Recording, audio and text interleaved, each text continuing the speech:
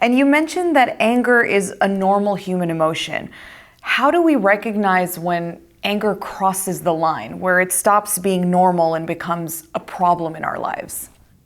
When it begins to impact our relationship with key people in our lives, when it causes physical problems. For example, Johns Hopkins University did an interesting study in which they determined that men who had heart attacks or strokes are more likely to have the heart attack or stroke on a Sunday. Why?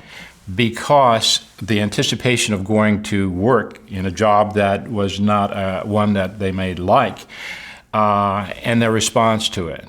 Secondly, it does also imply that if you're not aware of what is happening in a health way, you can be vulnerable to strokes and heart attacks. So that's one thing. The second thing is that the impact of anger can affect our ability to relate to others in a significant way. And so that's usually the people who we lose relationships with, or people who are key in our lives. Or let's assume that you're at work and you work in customer service.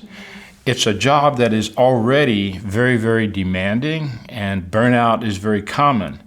And so that you have the opportunity to become angry all day long. But because it's the nature of your work, you have to remind yourself that you need to control your behavior. It is not anger that is the problem, it's the behavior that's associated with anger.